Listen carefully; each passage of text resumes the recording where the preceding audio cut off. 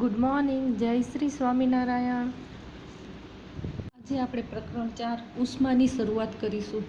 પ્રકરણ 4 ઉષ્મા એટલે આપણે આગલા ચેપ્ટરમાં શું જોયું કે જે વનસ્પતિ રેસા છે, વનસ્પતિમાંથી આપણે શું પ્રાપ્ત થાય છે? રેસા। અને પ્રાણીમાંથી શું થાય છે? ઊન પ્રાપ્ત થાય છે। હવે આ બંને આપણે ક્યારે ઊનવાળા બનેલા કપડાં આપણે ક્યારે યુઝ કરીએ છીએ? શિયાળામાં। શા માટે? કે આપણને ત્યારે શું લાગતી હોય છે? ઠંડી લાગતી હોય છે, જેના કારણે આપણને શું મળી રહે? હૂંફ મળી રહે। અને જ્યારે સુતરાઉ કપડાનો ઉપયોગ આપણે ક્યારે કરીએ છીએ? ઉનાળામાં કરીએ છીએ, કેમ કે ત્યારે વાતાવરણ કેવું હોય છે? ગરમ હોય છે। અને જે સુતરાઉ કપડાં છે એ શું કરશે? ગરમીનું શોષણ કરશે, એટલે આપણને શું ઠંડક અનુભવ થશે। આવું તમે આગળ પણ ભણ્યા છો કે કઈ ઋતુમાં કયા કપડાં પહેરીએ, પણ એ શા માટે પહેરીએ છીએ એ તમને ખ્યાલ જ હશે, કેમ કે જેવું વાતાવરણ હોય એ પ્રમાણે આપણે કપડાં પહેરીએ છીએ। તો હવે આ જે કપડાં છે એ ઉષ્માનું શું કરતું હશે? શોષણ કરતું હશે કે કંઈક પરાવર્તન કરતું હશે ને? એવી જ રીતે રોજબરોજની આપણી જીવનમાં આપણે રોજ રૂટીનમાં અમુક વસ્તુ કે પદાર્થની થી આપણે ઠંડક આપણે જોશું તો એ કેવા ઠંડક અનુભવ થશે, અમુકથી શું થશે? ગરમ હશે, જેના કારણે ગરમી લાગશે। જેમ કે આઈસ્ક્રીમ તો ઠંડક અનુભવ થશે, બરફવાળું પાણી છે ઠંડક અનુભવ થશે। એવી જ રીતે ગરમ ગરમ રોટલી બનાવેલી હોય તો શું અનુભવ થશે? ગરમ હશે એટલે ગરમીનો અનુભવ થશે ને, એટલે મતલબ ગરમ લાગશે। એ રીતે આ ઉષ્મા છે ને એનું આપણે આ ચેપ્ટરમાં જોવાનું છે કે ઠંડુ છે, ગરમ છે। તો હવે આપણે ઠંડુ ને ગરમ બધી વસ્તુને તો આપણે ટચ કરીને નહીં અનુભવ કરી શકીએ ને। એકદમ ગરમ હશે તો આપણે ટચ કરી શકશું? તો એનું માપન પ્રકરણમાં આપણે જોશું કે એનું માપન પ્રયોગશાળામાં એના માપન માટે કયા સાધનનો ઉપયોગ થાય છે, અને ઋતુ પ્રમાણે આપણે શા માટે એ કપડાં ઉનાળામાં સુતરાઉને શિયાળામાં ઊનના કપડાં પહેરીએ છીએ, આવું આ ચેપ્ટરમાં આપણે જોવાનું છે। તો હવે આપણે ટૂંકમાં જોઈએ તો આગલા ચેપ્ટરમાં આપણે જોયું પ્રાણીમાંથી આપણને શું મળે છે? ઊન મળે છે, જ્યારે વનસ્પતિમાંથી રેસા। શિયાળો હોય તો એમાં શું ઠંડી લાગે તો આપણે કેવા કપડાં પહેરીએ? ઊનના કપડાં પહેરીએ ને। એવી જ રીતે ઉનાળો છે, ઉનાળામાં આપણને શું લાગે? ગરમી લાગે તો આપણે શું પહેરીએ? સુતરાઉ વસ્ત્ર પહેરીએ। તો હવે શિયાળામાં આપણે ઘરની અંદર શું લાગશે? ઠંડી લાગશે, એટલે આપણે બહાર જ્યારે સૂર્યપ્રકાશનો તડકો હશે ત્યારે બહાર જશું તો આપણે કેવું સારું ફીલ થશે। એવી જ રીતે ઉનાળો હશે તો શું થશે? ઘરમાં ગરમી લાગશે, અને બારે પણ ગરમીનું પ્રમાણ કેવું હશે? વધારે હશે ને। તો હવે શિયાળામાં આપણે રક્ષણ માટે શું પહેરશું? ઊનના કપડાં અથવા તો તડકા એની સામે રક્ષણ। જ્યારે ઉનાળામાં શું કરશું? સુતરાઉ કપડાં અને ઠંડી વસ્તુઓનું સેવન કરશું। તો આ રીતે જે પ્રમાણે ઋતુ એટલે કે આ વાતાવરણમાં તાપમાનની અસર થઈ એના કારણે આપણે આ ફેરફાર છે। તો હવે આપણે પ્રકરણ 4માં જે ઠંડુ અને ગરમ તાપમાનનું માપન, પ્રયોગશાળામાં વપરાતું થર્મોમીટર, ઉષ્માનું પ્રસરણ, ઉનાળાની ઋતુમાં અને શિયાળાની ઋતુમાં પહેરવેશ। તો સૌ પહેલે પ્રવૃત્તિ આપણને આપી છે શું છે? 3 બીકર લીધા છે। એક બીકરમાં એકદમ ઠંડુ પાણી લીધું છે, એકમાં હૂંફાળું આપણો હાથ અંદર રહી શકે ને એવું પાણી, અને એકમાં ઠંડુ અને ગરમ જે આ પાણી લીધું છે ને એ મિક્સ લીધું છે। હવે શું કરવાનું છે? આપણો કોઈ એક હાથ મતલબ કે ડાબો હાથ આપણે શેમાં ઠંડા પાણીમાં રાખ્યો, જમણો હાથ શેમાં રાખ્યો? ગરમ પાણીમાં રાખ્યો, થોડી વાર મૂક્યો, પછી આ બંને હાથને આપણે શેમાં આમાં ઠંડુ અને ગરમ પાણી છે ને એમાં મૂકવાનું। અહીંયા બેમાં આપણે 5-5 મિનિટ મૂકી, પછી આપણે ઠંડુ અને ગરમ મિક્સ છે એનામાં આપણે જોશું તો શું થશે? જે હાથમાં આપણો જે હાથ ઠંડા પાણીમાં હતો ને એને આ પાણી કેવું લાગશે? ગરમ લાગશે। અને જે ગરમ પાણીમાં હાથ હતો એને આ પાણી કેવું લાગશે? ઠંડુ લાગશે। તો હવે આ પદાર્થનું માપન છે એ કેવું થયું? આપણે એક્ઝેક્ટ માપન ન કરી શકીએ ને કે આ ઠંડુ છે અથવા તો ગરમ છે। હવે એક આપણા જ 2 હાથ છે, એકવાર ઠંડા પાણીમાં મૂક્યું તો આપણે કેવું લાગ્યું? આ પાણી આપણે ગરમ લાગ્યું। જ્યારે ગરમ પાણીમાં આપણે હાથ મૂક્યો તો ત્યારે આપણે આ પાણી કેવું લાગ્યું? ગરમ લાગ્યું। તો આપણે તાપમાનનું માપમાં ચોક્કસપણે નથી કહી શકતા કે આ પાણી કેવું છે? ઠંડુ છે, ગરમ છે, કેવું છે? તો હવે આના માટે શું થયું? પદાર્થના ઠંડા કે ગરમપણાના પ્રમાણભૂત માપનને આપણે શું કહીશું? તાપમાન કહીશું.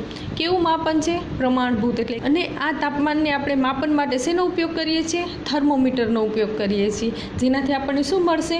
ચોક્કસપણે આપણે કહી શકશું કે જે આ પાણી છે એ ઠંડુ છે, ગરમ છે, એનું તાપમાન કેટલું છે. તાપમાનનું માપન છે ને એના માટેના થર્મોમીટર છે એના 2 પ્રકાર છે. એક છે ક્લિનિકલ થર્મોમીટર, એટલે કે તબીબ થર્મોમીટર, જે ડૉક્ટરો પાસે આપણે ઘણીવાર આપણે જતા હોઈએ છીએ હોસ્પિટલ તો જોયેલું હશે. અને બીજું છે એ પ્રયોગશાળામાં વપરાય છે ને એ થર્મોમીટર. તો સૌથી પહેલાં આપણે ક્લિનિકલ એટલે કે તબીબ થર્મોમીટર જોશું. જે થર્મોમીટર વડે શેનું શરીરનું તાપમાન માપી શકાય છે તેને કેવું કહેવાશે? ક્લિનિકલ કે તબીબ થર્મોમીટર કહેવાશે. હવે આપણે દવાખાનામાં જઈએ છીએ ત્યારે આપણે જીભની નીચે એક થર્મોમીટર મૂકવામાં આવે છે અને પછી ચેક કરવામાં આવે છે. પહેલે તો એને શું કરવામાં આવે છે? એકદમ 1-2 વાર આમ ઝાટકે છે. એ શું કામ ઝાટકે છે તમને ખ્યાલ છે? એ જે થર્મોમીટર છે ને એની અંદર શું ભરેલો હોય છે? પારો હોય છે. જો એ પારો છે ને આપણા બોડીના ટચમાં આવશે ને એને એટલે આપણા તાપમાન અનુસાર એનું શું થશે? પારો ઉપર આવશે. મતલબ કે જે પ્રમાણે ટેમ્પરેચર હશે ને એ પ્રમાણે એનું શું થશે? એ પારો ઉપર ચડશે. હવે આગળ કોઈનું એને ટેમ્પરેચર રીડ કર્યું હશે તો એ પારો ક્યાં હશે? ઉપર હશે. એટલે એને શું કરશે? 1-2 વાર ઝાટકશે એટલે પાછો એ પારો ક્યાં આવી જશે? નીચે આવી જશે. મતલબ કે 0° સેલ્સિયસે આવી જશે અને પછી શું કરશે? આપણું ટેમ્પરેચર માપશે. તો હવે જે એના ઉપર અંકન હોય છે ને કયું હોય છે? સેલ્સિયસમાં હોય છે. તાપમાન માપવાનો એક એકમ છે અને જે કયું છે? સેલ્સિયસ. જેને C વડે દર્શાવાશે ને ઉપર આવી રીતે અંશ કરેલું હશે તો એને શું રીડ કરશું? અંશ સેલ્સિયસ. હવે આનું માપક્રમ કેટલો હશે? 35° સેલ્સિયસથી કરીને 45° સેલ્સિયસ. શા માટે એવું હશે? કેમ કે આપણા શરીરનું એવરેજ તાપમાન કેટલું છે? 37 છે. વધુ ઓછું હોઈ શકે પણ એવરેજ આપણે કહીએ ને જે તંદુરસ્ત વ્યક્તિ છે એનું તાપમાન કેટલું હશે? 37° સેલ્સિયસ હશે. એટલે એના આ માપન કેટલું હશે? 35 થી 45 સુધી હશે. અને આ જે થર્મોમીટર છે, જે ક્લિનિકલ થર્મોમીટર છે, એ માત્ર માનવ માટે જ રચના કરવામાં આવેલું છે. તો હવે આપણે એકવાર જોઈ લઈએ. ક્લિનિકલ થર્મોમીટર એટલે કેવું? તબીબ થર્મોમીટર પણ ઓળખાશે, જેના વડે આપણે શેનું શરીરનું તાપમાન માપી શકાય છે અને તેને શું કહેવાશે? તબીબ થર્મોમીટર અથવા તો ક્લિનિકલ થર્મોમીટર કહેવાશે. તેના ઉપર અંક શેમાં? સેલ્સિયસમાં દર્શાવવામાં આવ્યા હશે. સેલ્સિયસને આપણે શું કઈ રીતે દર્શાવશું? C લખીને ઉપર ડોટ કરશું. એને શું રીડ કરશું? અંશ સેલ્સિયસ. એનું માપન 35 થી કેટલું હશે? 45° સેલ્સિયસ સુધી હશે.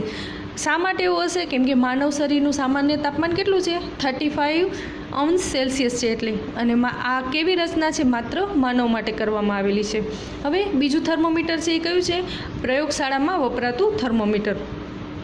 હવે એને આપણે લખવું હોય તો કઈ? માનવ શરીર સિવાયના પદાર્થો માટે જે થર્મોમીટર વપરાય છે તેને શું કહેવાશે? Laboratory thermometer. એટલે કે માનવ શરીરનું તાપમાન માપવા સિવાય બીજા બધાના તાપમાન માપવા માટે જે વપરાય છે એને કેવું કહેવાશે? પ્રયોગશાળામાં વપરાતું થર્મોમીટર. એની રેન્જ કેટલી છે? તો 10° સેલ્સિયસથી કરીને 110° સેલ્સિયસ. એટલે 10° સેલ્સિયસથી કરીને 110° સેલ્સિયસ. ખાસ રીડ કરવા ટાણે પણ આપણે આને શું રીડ કરશું? અંશ સેલ્સિયસ. શું રીડ કરશું? અંશ સેલ્સિયસ. 10° સેલ્સિયસથી કરીને 110° સેલ્સિયસ સુધી. અને નાનામાં નાનું તાપમાન આમાં માપી શકાશે. તો હવે આપણે થર્મોમીટરના 2 પ્રકાર જોયા, એક ક્લિનિકલ ને એક પ્રયોગશાળામાં. હવે બેની રેન્જ પૂછાય છે એક વાક્યમાં, તો આપણે એ પણ ધ્યાન રાખશું કે જે ક્લિનિકલ છે એની રેન્જ કેટલી છે, એનું માપક્રમ કેટલે સુધી છે? તો 35 થી કરીને 42° સેલ્સિયસ સુધી. જેનો ઉપયોગ લેબોરેટરી એટલે કે પ્રયોગશાળામાં થાય છે એની રેન્જ કેટલી છે? તો 10° સેન્ટીગ્રેડથી 110° સેન્ટીગ્રેડ. હવે બીજું એનું સામાન્ય તાપમાન કેટલું છે? તો 37° સેલ્સિયસ છે. એના પછી એક આપણને પ્રવૃત્તિ આપી છે કે આપણે કોઈ એક બીકર લીધું છે, એનામાં આપણે શું પાણી લીધું છે. હવે એનું આપણને તાપમાન રીડ કરવું છે તો આપણે શું કરશું? એની અંદર આપણે થર્મોમીટર મૂકશું. પણ શું ધ્યાન રાખશું કે એ થર્મોમીટર એની એકે આ બાજુને ન અડકવું જોઈએ. જો બાજુને અડકશે તો શું થશે? એ જે બાજુ હશે એનું માપ રીડ કરવા મતલબ કે એનું જે ટેમ્પરેચર હશે એ પણ ઇફેક્ટ કરશે. તો આપણે એને ક્યાં રાખશું? મધ્યમાં રાખશું થર્મોમીટરને. અને એ જ પહેલે મૂકવા પહેલાં શું કરશું? 1-2 વાર એને જોરથી શું કરશું? ઝાટકશું. મીન્સ કે એને એનો જે પારો છે એ ક્યાં આવી જવો જોઈએ? નીચે આવી જાય. પછી એની અંદર સ્થિર મૂકવામાં આવશે. થોડી વાર સ્થિર મૂક્યા પછી શું કરશું? એનો જ્યાં પારાનો જ્યાં આપણને દેખાશે એ અંકનું આપણે શું કરશું? નોંધશું. એટલે આપણને ખબર પડશે કે આ પાણી જે આમાં ભરેલું છે એનું તાપમાન કેટલું છે. જો અહીંયા આપણે કદાચ વિચારીએ 50 ઉપર આવી ગયું તો શું કહેશું? 50 અંશ સેલ્સિયસ આ પાણીનું તાપમાન છે. તો હવે તમને થર્મોમીટર આખું મોટું પૂછાય અથવા તો અલગ અલગ પૂછાય, એની રેન્જ પૂછાય, એક વાક્યમાં પૂછાય તો હવે તમે લખી શકશો. નેક્સ્ટ છે ઉષ્માનું પ્રસરણ. હવે ઉષ્માનું પ્રસરણ એટલે શું? ઉષ્મા હંમેશા ક્યાંય ગરમ પદાર્થથી ક્યાંય કઈ તરફ? ઠંડા પદાર્થ તરફ જાય ને, તો એને શું કહેવાશે? ઉષ્માનું પ્રસરણ કહેવાશે. તમને અત્યારે સમજ નહીં આવે, પણ આપણે જ્યારે ગેસ ઉપર કઢાઈ ચડાવીએ છીએ તો એ કઢાઈ કેવી છે? ઠંડી છે. જે ગેસ જ્યારે આપણે ગેસ ચાલુ કરશું એટલે શું થશે? ગેસ પર જે મૂકશું એટલે ગેસની ગરમી છે એ ક્યાં પ્રસરશે? કઢાઈ તરફ પ્રસરશે. એટલે ગરમ પદાર્થથી કઈ ઠંડા પદાર્થ તરફ શું થયું? પ્રસરણ થયું. તો આને શું કહેવાશે? ઉષ્માનું પ્રસરણ કહેવાશે. અને એ કઈ રીતે હોય? તો ગરમ પદાર્થથી ઠંડા પદાર્થ તરફ હોય. ઉષ્માનું વહન. જો ઉષ્માનો ગરમ છેડાથી ઠંડા છેડા તરફનું વહન થાય છે એને શું કહીએ છીએ? ઉષ્માનું વહન. હવે ઘન પદાર્થમાં ઉષ્માનું પ્રસરણ થાય છે અને એનું ઉષ્માનું શું થશે? વહન થશે. જો અહીંયા આપણે લખ્યું છે ઉષ્મા ગરમી આપી એટલે ગરમ છેડાથી કઈ બાજુ થશે? ઠંડા તરફ વહન પામશે, ઉષ્માનું વહન થશે. પછી શું થશે? ઉષ્માનું પ્રસરણ થશે. એટલે કે આખું જે તપેલી આપણે વિચારીએ કે ગેસ ઉપર આપણે તપેલી મૂકી છે તો એ શું થશે? ગરમ છેડાથી ઠંડા છેડા તરફ એનું વહન થશે અને પછી પ્રસરણ એટલે કે આ ઉપર સુધી આપણે પાણી મૂક્યું હોય તો એ શું થશે? આખું બોઇલ થતું દેખાશે ને, ઉકળતું. તો એ શું થયું? ઉષ્માનું પ્રસરણ થયું. હવે ઉષ્માના સુવાહક. સુવાહક એટલે પદાર્થમાં આપણે જ્યારે પદાર્થમાંથી ઉષ્માનું વહન કેવું થાય? સરળતાથી થાય. આપણે હમણાં જોયું, શું જોયું? કે આપણે કઢાઈ છે એને આપણે ગેસ ઉપર મૂકી છે તો એ શું થશે? ગરમ થવા માંડશે. તો એ શું થયું? સરળતાથી ઉષ્માનું વહન થયું. એવી જ રીતે એલ્યુમિનિયમ, તાંબુ, લોખંડ એ બધા કેવા છે કે એને આપણે ગરમ પદાર્થની સંપર્કમાં આવશે એટલે શું થશે? ગરમ થવા માંડશે. એટલે કેવું? ઉષ્માનું શું થશે? વહન થશે. અને કેવું થશે? સરળતાથી થશે. તો આવા દરેક પદાર્થને શું કહેશું? ઉષ્માના સુવાહક કહેશું. સમજાણું? ઉષ્માનું પ્રસરણ સરળતાથી થાય છે તો એ શું થઈ ગયા? ઉષ્માના સુવાહક. નેક્સ્ટ છે ઉષ્માના મંદવાહક અથવા તો અવાહક. હવે પદાર્થમાંથી ઉષ્માનું વહન ન થઈ શકે સરળતાથી તો એને શું કહેવાશે? ઉષ્માના મંદવાહક. થાય છે પણ કેવું? ધીમું થાય અથવા તો ન થાય. હવે તમને ખ્યાલ આવતો હશે કે જે રસોડામાં આપણા હેન્ડલ બનાવેલા હોય છે ને એ કેવા હોય છે? લાકડાના હોય છે, પ્લાસ્ટિકના હોય છે ને, જેથી ત્યાં મમ્મી તમે રસોઈ કરતાં જોયું હશે તો એ હેન્ડલને પકડશે તો એ હેન્ડલ એને ગરમ નથી લાગતો. કેમ કે એ શેના બનેલા છે? ઉષ્માના મંદવાહકના બનેલા છે. સમજાઈ ગયું? તો ઉષ્માના મંદવાહક કયા છે? લાકડું, પ્લાસ્ટિક, હવા અને ઊન. હેન્ડલ જોયા હશે શેના? પ્લાસ્ટિકના બનેલા હોય છે, ઘણીવાર લાકડાના પણ બનેલા હોય છે. તો એ શા માટે? કે ઉષ્માના શું છે? મંદવાહક છે.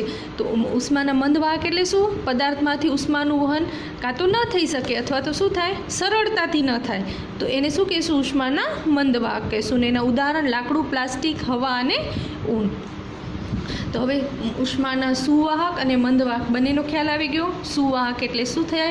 પદાર્થમાંથી ઉષ્માનું વહન કેવું થાય? સરળતાથી થાય તો એ સુવાહક. અને મંદવાહક એટલે શું? પદાર્થમાંથી ઉષ્માનું વહન કાં તો ન થઈ શકે અથવા તો સરળતાથી ન થાય તો એ શું થઈ ગયા? ઉષ્માના મંદવાહક. નેક્સ્ટ છે ઉષ્માનયન. ઉષ્માનયન એટલે આપણે તપેલીમાં પાણીને ગરમ કરવા મૂકીએ છીએ ને આખી પાણી શું થશે? એના પરપોટા જોવા મળે છે ને, તો ઉષ્માનું શું થયું? ઉષ્મા શું થયું? તપેલીમાંથી પાણીમાં આવીને પછી શું થશે? ઉષ્મા જે પરપોટા રૂપે બહાર નીકળશે એટલે બહારનું જે ઠંડી હવા હશે એમાં જશે, પાછી શું થશે? અંદર આવશે, પાછી ઉકળીને શું થશે? બહાર જશે. તો એને શું કહેવાશે? ઉષ્માનયનની પ્રક્રિયા. એ જ રીતે દરિયાઈ લહેર સમુદ્ર તરફથી હવા તરફ આવે હવા તો આપણે કેવી લાગે? ઠંડી લાગે છે ને. તો બસ એને શું કહેવાશે? ઉષ્માનયનની પ્રક્રિયા. સૂર્યમાંથી આવતી ઉષ્મા જે પ્રક્રિયા દ્વારા આપણા સુધી પહોંચે છે, સીધી આપણને પહોંચે છે, એને શું કહેવાશે? ઉષ્મીય વિકિરણ કહેશે. અને આ પદાર્થના શોષણ ઉષ્માને કારણે શું થશે? તાપમાનમાં વધારો થશે. તાપમાનનો શા માટે વધારો થાય? આપણે ઉષ્માના લીધે તો શું કરશે? પદાર્થ શું કરશે?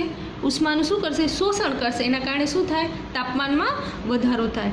અને ઉષ્મીય વિકિરણની અસર એક વાક્યમાં પૂછાય છે. કોને કહેવાય? તો સૂર્યમાંથી આવતી ઉષ્મા જે પ્રક્રિયા દ્વારા આપણને આપણા સુધી પહોંચે છે એને શું કહેવાશે? ઉષ્મીય વિકિરણ કહેવાશે. અને ઉષ્માનું આપણું તાપમાન કોઈ પણ પદાર્થનું શા માટે વધે? તો શા માટે વધે? કેમ કે એ ઉષ્માનું શું કરશે? શોષણ કરશે. જેના કારણે શું થશે? તાપમાનમાં વધારો થશે. નેક્સ્ટ છે આપણો પહેરવેશ. ઉનાળાની ઋતુ તથા શિયાળાની ઋતુમાં પહેરવેશ માટેના વસ્ત્રો. હવે આપણને ખબર છે ઉનાળામાં આપણે કેવા હળવા રંગના વસ્ત્રો પહેરીએ છીએ. હળવા રંગના શા માટે? કેમ કે ઉષ્માનું શું કરશે? પરાવર્તન કરશે. ઉષ્માનું પરાવર્તન કરશે એટલે શું થશે? ગરમી નહીં આવે ને. હમણાં જ આપણે જોયું કે પદાર્થ જ્યારે ઉષ્માનું શોષણ કરે ત્યારે શું થાય? તાપમાનમાં વધારો થાય. પણ જે હળવા રંગના વસ્ત્રો હશે ને એ શું કરશે? ઉષ્માનું પરાવર્તન કરશે.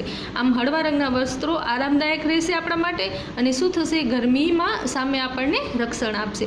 તો હવે તમને મોટા પ્રશ્નમાં પણ પૂછાય કે શા માટે ઉનાળામાં આપણે હળવા રંગના વસ્ત્રો પહેરીએ છીએ? તો આખું મુદ્દાસર આપણે લખી શકીએ કે ઉનાળામાં સૂર્યના કિરણો આપણે એકદમ તેજ હોય છે, એનું તાપમાન વધારે હોય છે.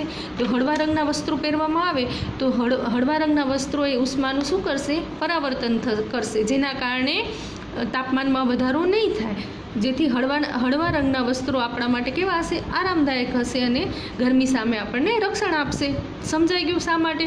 હવે એનાથી ઉલટું આપણે શિયાળામાં ઘેરા રંગના વસ્ત્રો પહેરીએ છીએ. તો ઘેરો રંગ હોય છે ને એ શું કરે છે? ઉષ્માનું વધુ શોષણ કરે છે. એટલે જ તમે સાંભળ્યું હશે કે બ્લેક કલર એટલે કાળા રંગના આપણે ઉનાળામાં નથી પહેરતા, જે ગરમી શું કરે છે? શોષણ કરે છે. તો હવે આ ઉષ્માનું વધુ શોષણ કરશે અને ઘેરા રંગના વસ્ત્રો આપણને શું આપશે? હૂંફ આપશે. આગળ જ આપણે જોયું જ્યારે પદાર્થ છે કોઈ પણ એ ઉષ્માનું શોષણ કરે એટલે શું થાય? તાપમાનમાં વધારો થાય. અને આ શિયાળામાં તો ઓમે ઠંડી પડતી હોય તો તાપમાનમાં વધારો થાય એટલે આપણા માટે ફાયદાકારક હોય. આમ ઘેરા રંગના વસ્ત્રો શું આપશે? આપણને હૂંફ આપશે અને ઠંડી સામે રક્ષણ આપશે. તો આ છે ને ઘણીવાર આખો બંને જોડે પણ પ્રશ્ન પૂછાતો હોય છે અને ઘણીવાર અલગ અલગ બે ના મુદ્દાની રીતે પણ પૂછાતો હોય છે. તો હવે આપણે પોતાની રીતે લખી શકશું કે શા માટે ઉનાળામાં આપણે હળવા રંગના પહેરીએ છીએ? તો કેમ કે હળવા રંગ છે એ ઉષ્માનું શું કરે છે? પરાવર્તન કરે છે એટલે આપણા માટે આરામદાયક છે. અને શિયાળામાં ઘેરા રંગના વસ્ત્રો પહેરીએ છીએ તો ઘેરા રંગ છે એ ઉષ્માનું શું કરશે? શોષણ કરશે. જેના કારણે આપણને હૂંફ અનુભવાશે અને આપણને શું થશે? ઠંડી સામે રક્ષણ મળશે. તો આપણે આ પ્રકરણ અહીં પૂરો થાય છે. નેક્સ્ટ વિડીયોમાં પાછા મળીશું. ત્યાં સુધી જય શ્રી સ્વામિનારાયણ. અને આનું સ્વાધ્યાય છે એ તમારે ગૃહ કાર્યમાં લખવાનું છે.